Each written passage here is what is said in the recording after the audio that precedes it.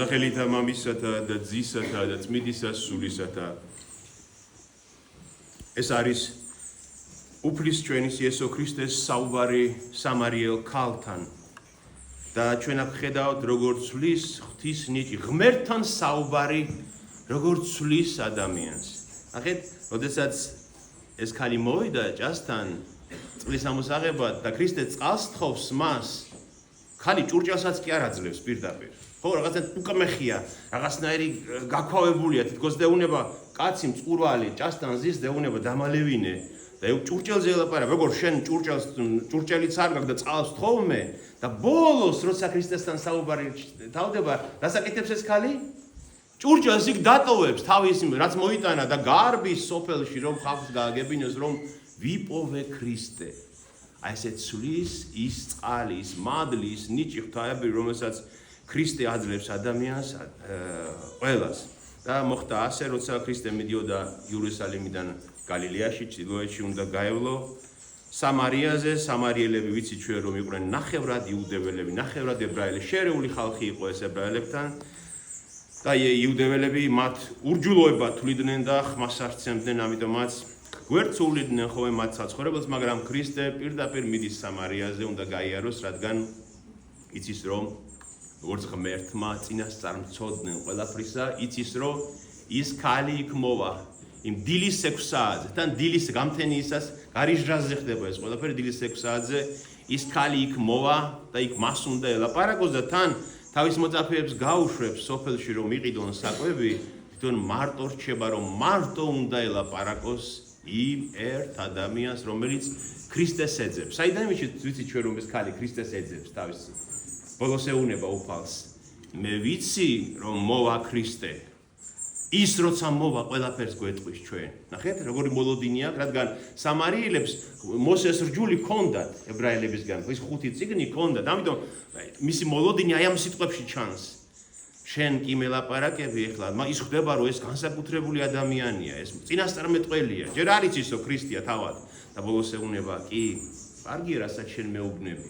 მაგრამ მე ვიცი, იმას ველოდები მე ვიცი რომ მოვა ის აღთქმული მხსნელი, ის გვეტყვის ყველაფერს და ბოლოს ეუბნება ქრისტე. მე ვარ, რომელიც შენ გელაპარაკები და გარბის ქალი ტოვებს წყალს, აღარ წყალი აინტერესებს არაფერი და გარბის რომ ხებსაც გააგებინოს. თავად უფალიც იმ ჭასთან რო ზის და დამალევინე წყალიო, არც უფალი აღარ სვავს წყალს. თუ დააკვირდით. ის ქალი რომ ქალთან საუბარს უწყებს, აღარ ჩანს იქ წყალი, აღარ დაულევია მას და მოწაფეები რომ მობრუნდებიან და საკვებს მოიტანენ, ეუნებიან ჭამე მოძღვარო, იმიტომ რომ მთელი გზა მთელი ღამე იარეს და შერი უნდა იყოს მოძღვარი და ეუნება ჭამე მოძღვარო, არ წყალი დაულევია და საჭმელსაც არ ჭამს. მე მაქვს სხვა საჭმელი, რომელიც თქვენ არ იცით თავის მოწაფეებს ეუნება და იქნებიან მოწაფეები, რა საჭმელია სხვა ვინმე არ მისცა უკვე საკვები.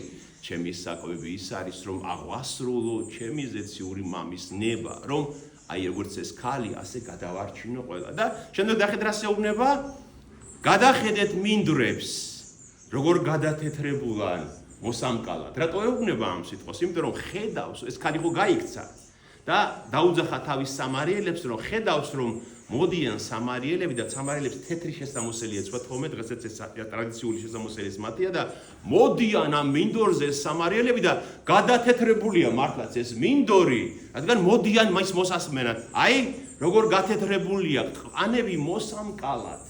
სამკალი ნიშნავს რომ ის რაც ნაყოფი უნდა მიიღოს ღმერთმა ამ მორწმუნეებისგან. და საინტერესო რა არის რომ ეუბნება რომ სხვამ დათესა და თქვენ უნდა მომკათ, ვინ დათესა? მოსემ დათესა, რადგან მათ მოსეს წიგნები ჰქონდათ, 5 წიგნი და რომ გაიგეს რომ მესია მოვიდა, აი მცოდნის საფუძველზე მორბიან რომ ჩააბარონ უფალს თავისი რწმენის ნაყოფი, გესმით? და ქრისტეს რო ხედავს მათ რწმენას, რა წერია ბოლოს? 2 დღე დარჩა იქ, რადგან სთხოვეს, დარჩი, კიდევ განგვიმარტე, კიდევ გვასწავლე და 2 დღე რჩება მათთან და უფრო მეტმა იწამა ქრისტეს სიტყვების გამო და ქალს ეუბნებოდნენ, შენი მონაყოლის კი არა, ჩვენ თვითონ მოусმინეთ და ჩვენ თვითონ ვიცით, თვითონ აგვიხსნა, თვითონ გვასწავლა და ვიცით რომ ისაა სოფლის მაცხოვარი ქრისტე. ამიტომ ამბობს ქრისტე სხვა ადგილას რომ ყველა ვინც უსმენს მამას ჩემთან მოვა. ყველა ვინც უსმენს მამა ღმერთს აუცილებლად მიპოვის მე. ანუ სამარიელებმა უსმინეს მამა ღმერთს მოსეს 5 წიგნში ბიბლიის ძველ აღთქმაში და ამიტომ იცნეს ქრისტე. ზუსტად მსგავსი ადგილია დღეს ჩვენ წირვის შემდეგ მერვე თავს განვიხილებთ მათას სახარებიდან მსგავსი ადგილი როცა იქაც წარმართული ხალხში გადარინელთა მხარეს ეშმაკეულს განკურნავს უფალი და ზალას იხილავენ ღმერთს როგორ განიკურნა ეშმაკეული დემონისაგან და ისინი ეუბნებიან წადი ჩვენგან გაგვეცალე იმიტომ რომ ღორები დაეხოცა გესმით ამიტომ ესენოებენ დარჩი ჩვენთან რატომ იმიტომ რომ ამათ მოსეს რჯული აქვს და მომზადებულნი არიან ეძებენ მაცხოვარს იმათ არაფერი არ იციან ამიტომაც ზარალი რომ ნახეს რომ ღორებში შევიდნენ ის დემონები და დაიხოცნენ ამიტომ წადი არ გვინდა შენი არაფერი გესმით აი ასეთ სulis რჯული და ასე აპოვრინებს რჯული მოსეს რჯული ადამიანს ქრისტეს და კიდევ ორი ადგილი რომელიც მე ვიცი რომ ბევრმა ეს იცით მაგრამ ვინც ახალია მათთვის მინდა განსაკუთრებით თქვა როცა წყალზე დაიწყებენ საუბარს და წყალს ფაქტობრივად ეს ქალი არ აძლევს წყალს პირდაპირ იუდეველს კაცს ქრისტე ეუბნება რომ შენ რომ იცოდე ვინ გელაპარაკება შენ და ვინ არის ის ვინც გთხოვს წყალს შენ თვითონ თხოვდი მე წყალს და მე მოგცემდი შენ ცოცხალ წყალს ცოცხალი წყალი არის ანკარა წყალი. აი იმ სიტყვას ანკარა წყალს ის იყო ჭის წყალი ანკარა ხომ არ არის? ანკარა არის წყაროს წყალი ყოველთვის, ხომ? და ქრისტე უნება რომ აი ამ წყალზე უკეთეს წყალს ანკარა წყალს მოგცემდი. ჩქეფარე წყალს მოგცემდი მეშინეს და ქალს უყურს რომ საიდან ჭურჭელიც კი არ აქვს რომ ჭისგან ამოიღო და ანკარა წყალონ ჩქეფარე წყაროს წყალი საიდან გაქვს შენ? და ქრისტე უნება რომ მე სხვა წყალზე გელაპარაკებ.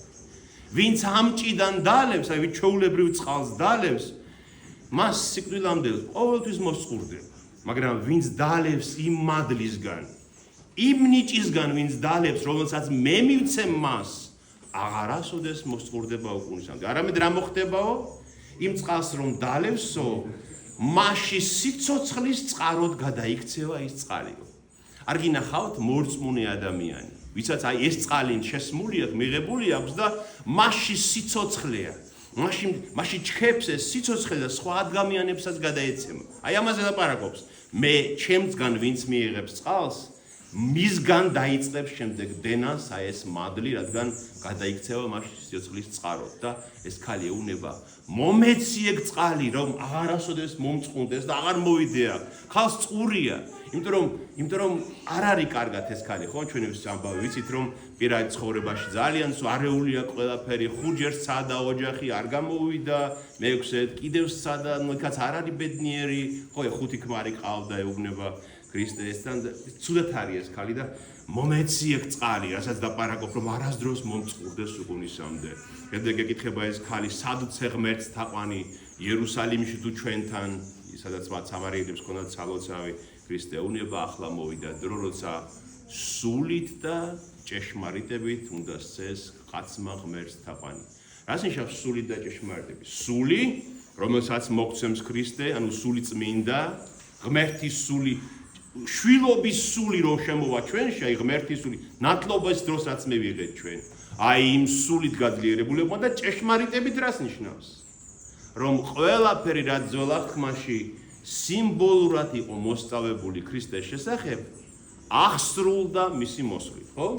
ჩვენ ხომ ეს გამას გვისაუბრია, რომ ძველ აღთქმაში თუ ზეციდან მოდიოდა პური, რომ ისრაელი არ დახოცილიყო, ახლა ზეციდან ვინ ჩამოვიდა? თავად ღმერთი, ძე ღმერთი, ის არის ზეციური პური. თუ ძველ აღთქმაში კლდიდან გადმოდიოდა წყალი, რომ ისრაელი არ დახოცილიყო, კლდიდან მისცა ღმერთი. ახლა ის წყალი ვისგან მოდის? ახლა ის კლდე ვინ არის? იესო ქრისტე და მისგან მოდის მადლი და ის გვაძლევს სიცოცხლის მომიჭებელ სიტყვებს და მადლს. აი ეს არის ჭეშმარიტებით თაყვანისცემა. ამიტომ ვინმეს თუ უნდა ღმერთს თაყვანისცეს ისე რომ სათნო იყოს ღმერთისთვის მისი თაყვანისცემა. არა ის, რასაც ჩვენ ვაკეთებთ ხოლმე ხშირად. რაღაც გარეგნული ნიშნები თაყვანისცემის. არამედ თავარი თაყვანისცემა, გესმით? სანთლის ანთებაც კარგია, მეტანიებიც კარგია, ყველაფერი კარგია, რასაც ჩვენ, მაგრამ თავარი თაყვანისცემა ღმერთის არის სულიწმინდით შობილებმა, ვინც ჩვენ მივიღეთ სულიწმინდა, რომ შეიცნო ქრისტეში ყველაფერი ის, რაც ბიბლია გეუბნება მას. გესმით? აი რაც მე გითხარით, პურზე, წყალზე, ყველაფერი ქრისტეში, ვაზი მაგალითად, ძველ აღთქმაში ვაზი იყო ქრისტეს სიმბოლო, ხომ? და ქრისტე როცა მოვიდა ამბობს, მე ვარ ვაზი ჭეშმარიტი. ჩემზე თუ დარჩებით როგორც ყლორტები, მაშინ არ მოკვდებით, ამას ამბობს. თუ ჩემგან ისაზრდოებთ. იერუსალიმის ტაძარში, დიდ ტაძარში მათ ოქროს ვაზი ჰქონდათ. მართლაც ოქროსგან გაკეთებული ვაზი იყო გაკეთებული და ყველა ვინც მიდიოდა მორწმუნე, კიდევ ოქროს შესწირავდა, კიდევ ერთ მარცვალს მიუმატებდნენ ხომ. და ეს ვაზი სიცოცხლეს ისრაელის სიცოცხლეს განასახიერებდა, რომ ღმერთისგან აქვს. როცა ქრისტე მოვიდა ამბობს, მე ვარ ვაზი ჭეშმარიტი. ეს კი არა ოქროსაც მე ჩემზე თუ დარჩები და არ მომშორდებით, მაშინ დარჩებით ცოცხლები სამარადისოდ. გესმით და ჭეშმარიტებით თაყვანისცემა ღმერთის ნიშნავს ამას, რომ ქრისტეში შეიცნო ყველაფერი ის, რაც მასზე იყო ნაწინასწარმეტყველები. აი ეს არის მოკლე შინაარსი ამ სახარემ საუბრის, მე მაინც გირჩევთ ყველას ქალსაც, განსაკუთრებით ქალებს, კაცებს, მათ იოანეს სახარების მეოთხე თავშია ეს სამარიელ ქალთან საუბარი ქრისტესი. ხშირად წაიკითხეთ, იფიქრეთ ამაზე და ძალიან ბევრს მოგცემთ ამით თქვენ ღმერთი, იმ სულიერ წყალს, რომელიც გვაცოცხლებს ჩვენ. ამინ. ჩვენთან არსხნეთ. არც დაიგოს.